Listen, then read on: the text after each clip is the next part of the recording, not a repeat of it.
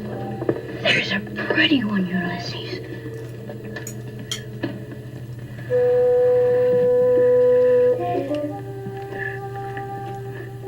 There it is. How lovely to have Freddie of Sluggish Reader back, joining us from Malaysia. Hello, Freddie. Hi. Nice to have you back and to see you back on BookTube more frequently again. Yeah, I miss BookTube. Wow, BookTube missed you. We're here to talk about an African novel from 1966. It's from Nigeria. It's called Concubine, and the author is Elechi Amadi, if I'm pronouncing that correctly. Tell us about this book. Your Instagram review, which I will link in the show notes, was fascinating. I enjoyed this book. It was a really fascinating read. It's about this young woman who the story sets in an Igbo village in Nigeria, and I think it's sometime in mid 20th century.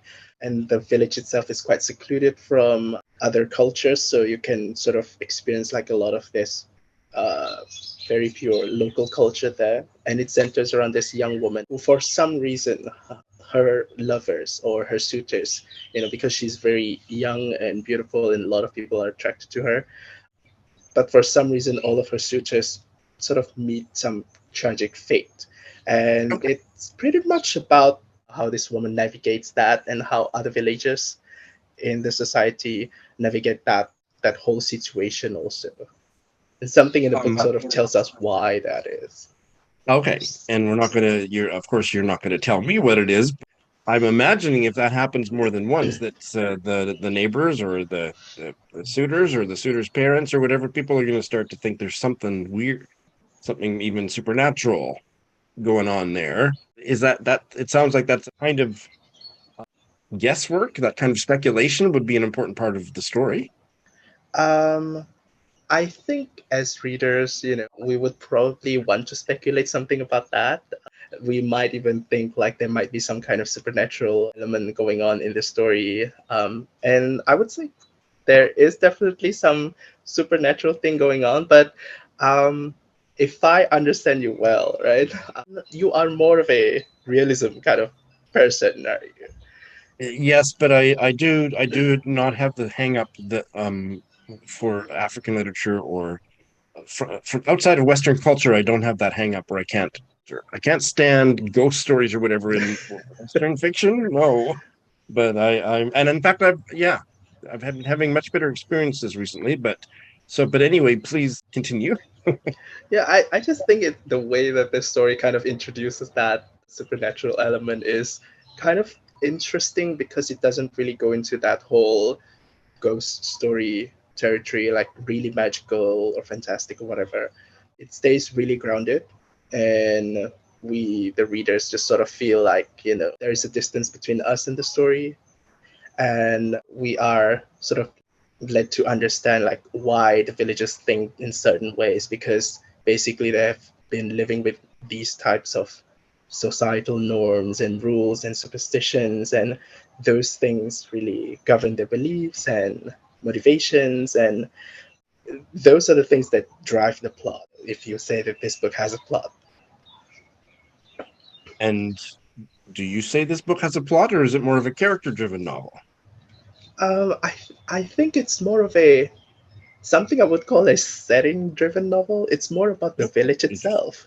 Yeah, Okay. so there are characters in here, but to say that, you are really rooting for one particular character, like this entire book is about this character's trials and tribulations or whatever, right? I don't think it's really that. It's mostly about like this entire village and why this person doing that and why that other person is doing this thing, and the back and forth between all of the different characters. So it's really fascinating. It's like a snapshot. Yeah. Nothing in that you've said about the book so far explains the title, The Concubine. Yeah, that is the spoilery part. Oh, okay. So the title is a spoiler, but we're not going to spoil it beyond the title.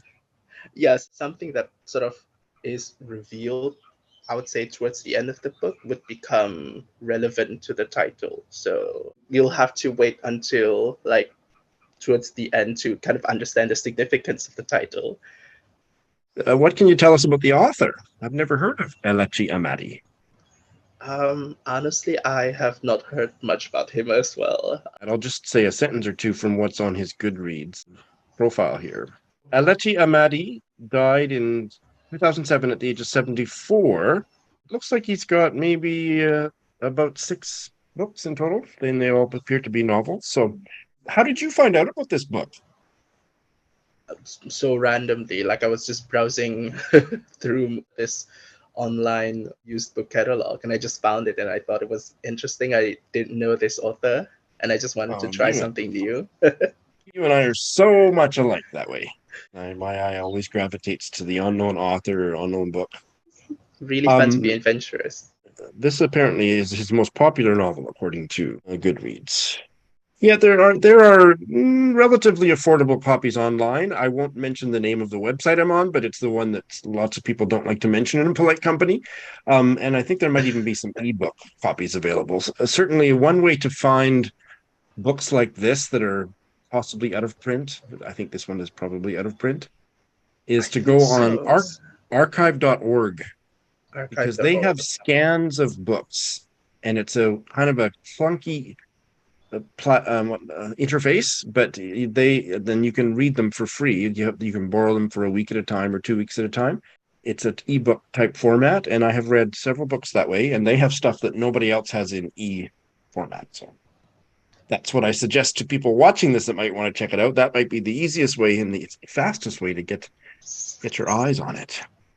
Yeah, even my copy is like this really old and worn copy. I think it was printed sometime in the 70s. I think that it would be very dangerous, and you and I might actually get into a cat fight if we ever went into a used bookstore together, because both of us would be looking for the really obscure books. I don't know. It would be really fun, though. Yeah, I would love boy, that. would it be fun. Thanks, Freddie. Thank you.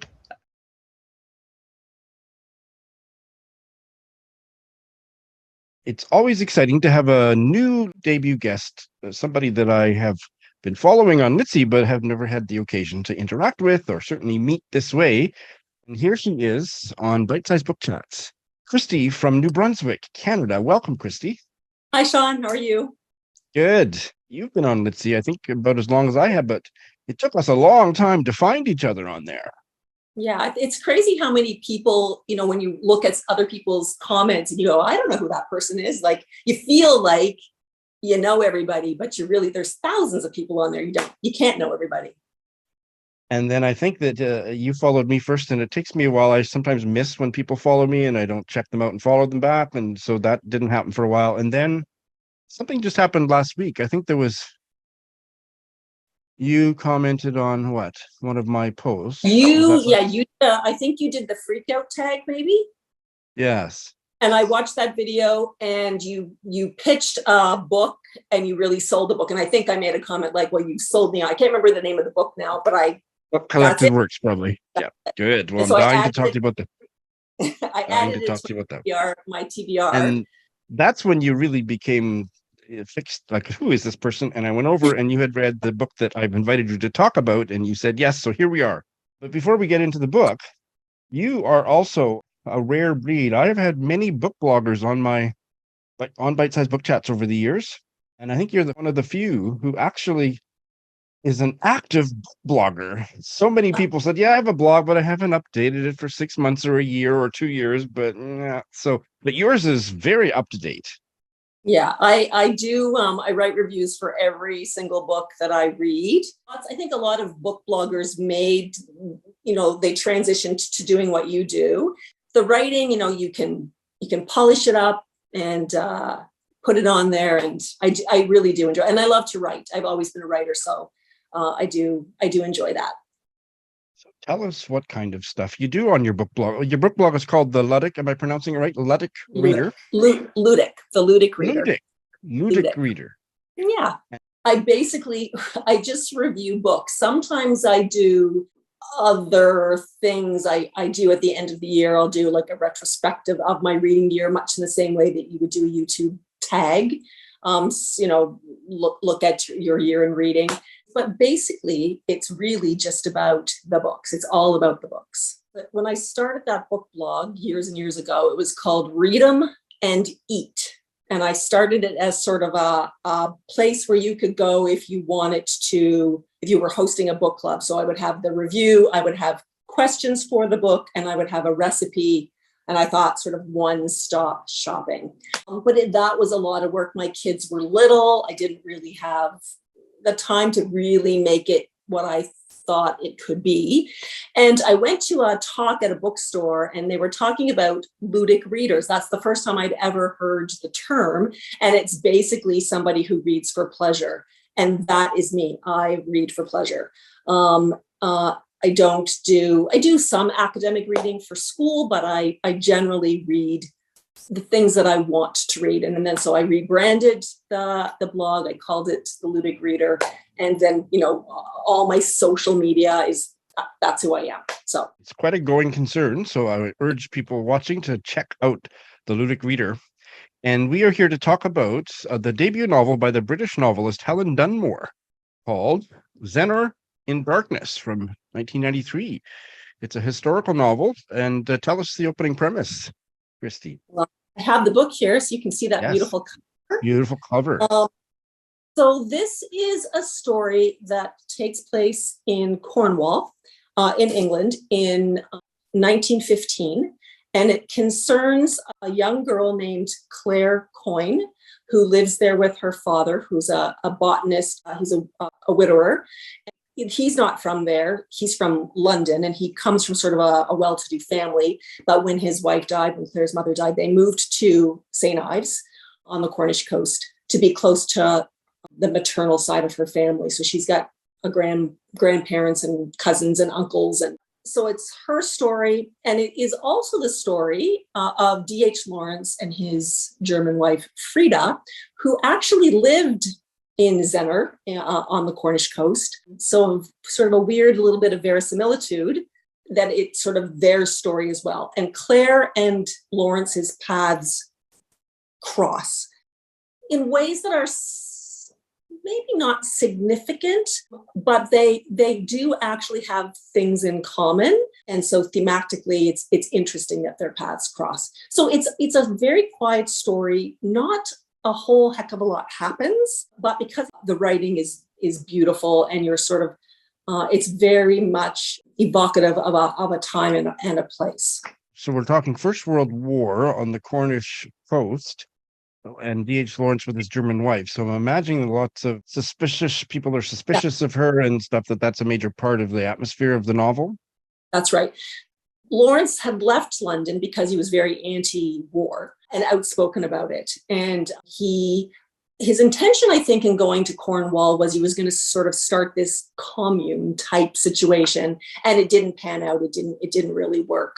And there was a lot of anti-German sentiments, obviously. It's a very small, St. Ives is a small town, and then Zennor is even smaller. It's a walkable distance between the two little communities. But true to life, people did think that Frida was a spy, that the tiles on the roof of the house were sort of a message to the German U-boats that were, out in the water. And in this story, the red curtains, the fact that she had red curtains, that was a signal. So obviously they were the subject of a lot of gossip and derision for sure. Eventually, I think in real life, they ran them out of town.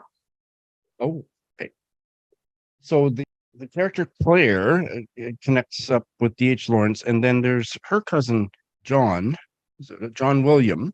Mm-hmm. Are they real life historical characters, or are they fictional characters? No, I think they're fictitious characters. They weren't trying to pretend that D.H. Lawrence it wasn't a fictionalized version of him. He apparently finished Woman in Love when he was living in Cornwall, and so he was already a writer of some note.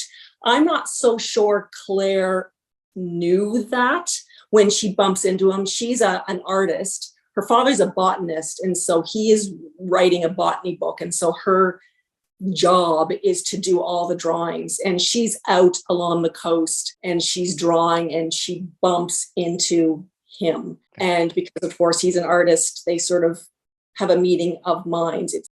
And then how does her cousin John William enter the story?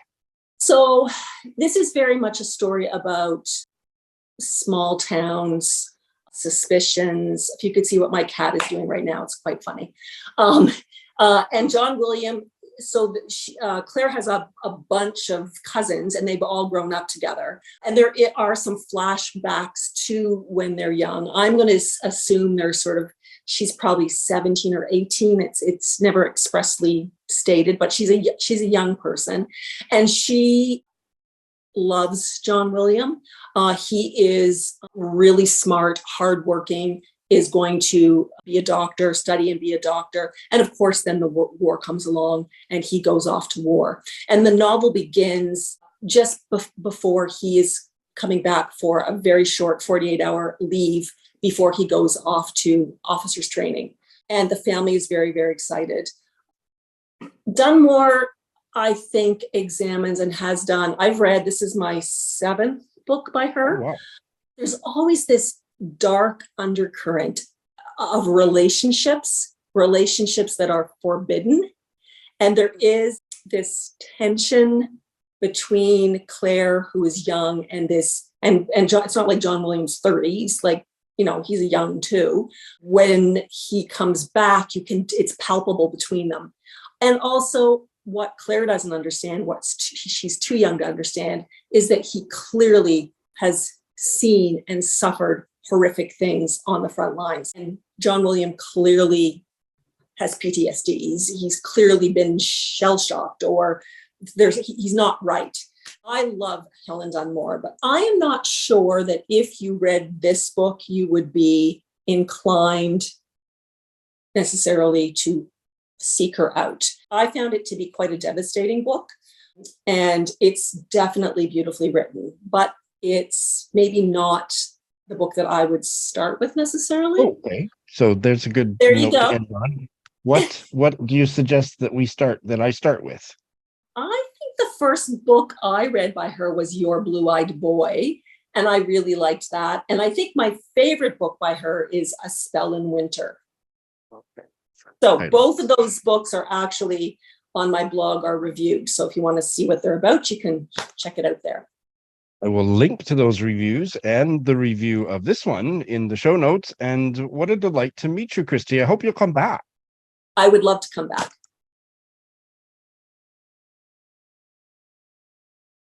How delighted am I to welcome Mphuthumi Ntabeni back for another bite-sized book chat. Mpush, as he's known by his friends, and I think I might identify as one of those, is a wonderful novelist in his own right, and he has written 2 novels. The Wanderers is his most recent one, and Bob the Booker and I had a wonderful long chat with him about that. I'll put a link to that chat in the show notes. And his first novel, which I'm looking forward to reading sometime this year, is The Broken River Tent. Mpush is from the Eastern Cape, but today joining us from the capital, Pretoria. Welcome, Mpush. Hi, good evening on my side, and I understand it's morning on the Canadian side. It's morning here, but I'm feeling bright-eyed and bushy-tailed, so great to have you. And we are here today to talk about I think it's an Asian American novel that's gotten all kinds of rave reviews, Yellowface by R.F. Kuang. Tell us about this book, Mpush. I think it made quite an impression on you. Yes, it really, really made a very good impression on me. I must say, the first time I met the novelist, it was in a book she called Babel. And it was mostly just an arcane history of Oxford and all that stuff. But then it had all sort of things and surrealism and all that stuff. As much as I enjoyed that book, I didn't enjoy it as much as I enjoyed this one. I really like this book. And then first of all, the thing I think she does most and best on this book is to introduce depth to our social media age, which is very rare, if you know what I mean. It's a very rare thing to do. And she does it excellently. And she's a very accomplished writer. And I understand that she's like less than 26 years, if I say. So, really? And she's doing her PhD at Yale University in the US, and then she is, of course, I think Asian Chinese, but born in America, if I understand that.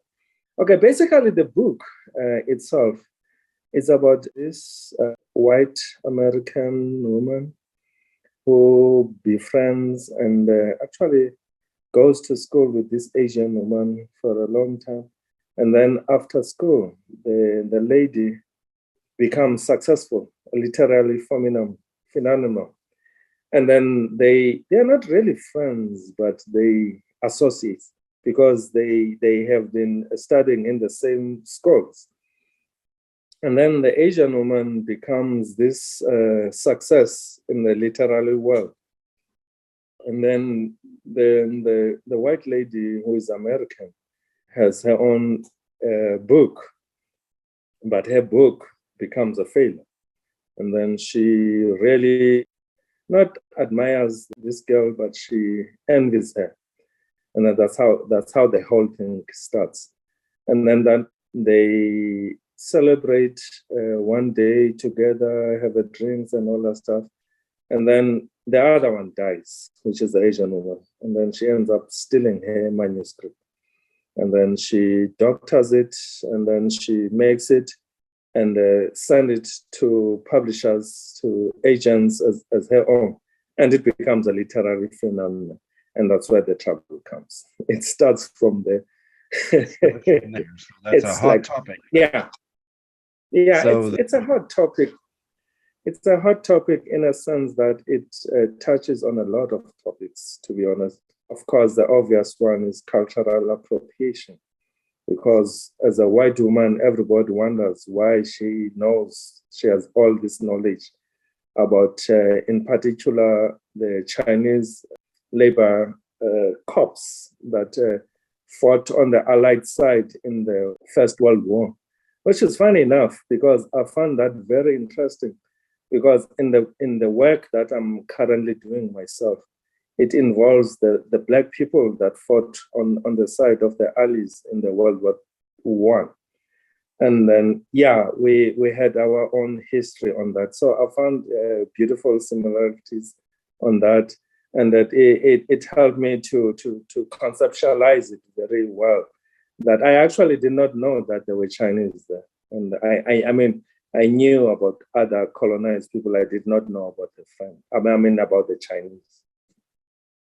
Very interesting. So June is the white writer, right? And Athena is the Asian American writer. Yeah. Do we follow those characters through the novel, or does it kind of become June's story at a certain point? Oh, it actually, to be honest, becomes more of a June story. But there's no other way. She can't avoid Athena because she has stolen her book. So it has to be her story also. And then basically it's, what she does there is, and I'm going to be blunt about this. She shows how when you are a white writer, whatever you do can always work at your benefit.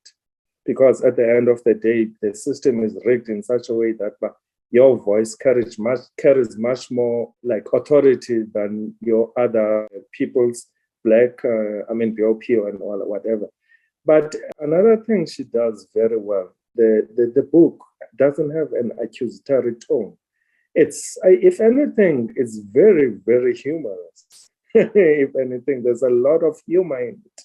And what you will appreciate more is an inside look within the publishing industry in the Western world.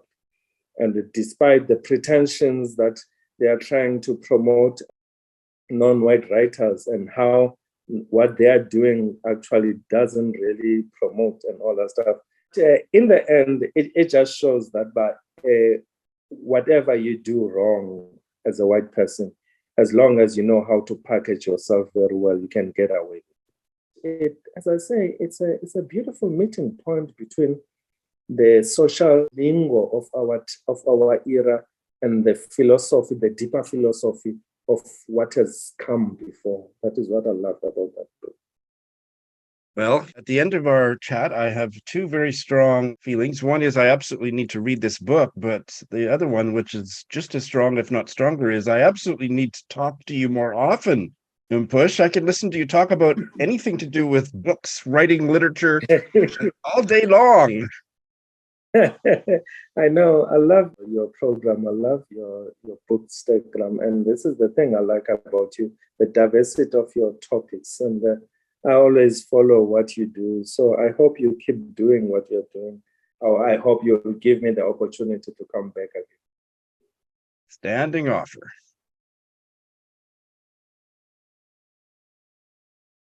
How lovely to welcome Sarah Hope from near Santa Cruz back to Bite Size Book Chats. Hello, Sarah Hope. Hello. It's good to see you. It's good to see you outdoors. Tell us what's all going on there behind you. Oh, well, this is our tomato patch. That's all the leftovers from the tomatoes that went to seed last year. So we're very big on kind of gardening by chance and seeing what happens. It looks like a fabulous day in the Santa Cruz area. Yes, You're here to talk about a book that you're always passionate about what you read, but I don't think I've ever heard you quite as excited about any book as you are about this one. It is a new release that came out in May called The Ghost Theater by Matt Osman. Tell us about this book, Sarah Hope. Oh, it's wonderful, but I know that's not a review. That when I first sat down to try to review it, all I wrote was wow, wowza, wow, wow. And it was like, okay, you need to walk away for a few days and see if you can get more articulate. It's set in an alternative 1601 London that maybe has very mild touches of magical realism, but for the most part really is a realistic novel, but it's not the London we think of. It is an era of playwrights and the popularity of theaters where all the performers are children exists, just like it did in Elizabethan England. The two main characters are both young people who are on the margins in certain ways. One is Shay, who's a young girl. She's part of what's called an Aviscultan faith. Her people are largely descended from something like the Romani, and they worship birds. All birds are manifestations of God, and they read the future by looking at the flight paths of birds. And her mother is a spiritual leader in this community. She believes that birds are gods, but she's not sure she wants to follow in her mother's footsteps. So I'm just curious, is the Aviscultan community, is that based in historical fact? Because that's not a new that one I for know. me. Not that I know of. The other main character is called Nonsuch, and he's a star in a children's theater. And the way the two meet up is that Shay, on impulse, she's in London proper, and not the outskirts where she usually lives. And there's a store selling birds. I think birds for pets, all kinds of them. And she comes in and as fast as she can, opens as many cages as she can and frees them because gods shouldn't be in cages and shouldn't be sold. And of course, the owner of the shop is furious. He starts chasing her. Other people start chasing her. She climbs up to a roof so that she can, run jumping from house to house. And at some point, Nonsuch is up there and he tells her, go this way. And that's how the two of them meet. So he saves her from retaliation, and she does manage to free a few birds, and now she has a new friend. And she winds up spending more and more time with Nonsuch, and she lands a job as a prompter in the theater where he works. She doesn't appear on stage, but she's there for everything. She's getting to know everyone. And the kinds of plays they're doing are very typical of the kinds of works that children's theaters would have been doing in late Elizabethan England. There's also a side that I think, unfortunately, probably was true to a certain extent in late Elizabethan England, but that doesn't get talked about, which is that a lot of these children really were abused. They were bought from parents, stolen from parents. They're rented out to wealthy people as sort of decorations or playthings for parties. Young people in the book have a great deal of freedom, but they have zero power. And this book keeps coming back to that tension between freedom and power, and to what extent do you have to give away freedom in order to have power. The main part of the book is, or the part that I find most interesting, it's sort of the center arc of it, is that Nonsuch really is an artist. He really thinks about art, about performance, about how it works. And he decides that he's really tired of doing these plays where they're pretending to be people they aren't, where you can kind of predict the plot because everybody's writing, the plot of this king being overthrown or something at this point in time. And so he, with Shay and a couple of other young people, creates what he calls the ghost theater. And they start just spending time with each other, telling stories from their own lives. It's just this, let's get at the truth and talk about the truth as opposed to pretending to live in untruth. And when they get good at this, they start putting on performances here and there in different pubs or small theaters around London. And they become a hit. And they're a hit for two different audiences for different reasons. They're a hit with sort of the lower classes because they're telling truths that never get told on the stage about what people's day-to-day lives are like. And so that's the crew who loves them because they're speaking truth to power. The other big fan base is the really wealthy who are just delighted with how outre all this is and how close they can be to people with such horrible stories, but they're not their stories.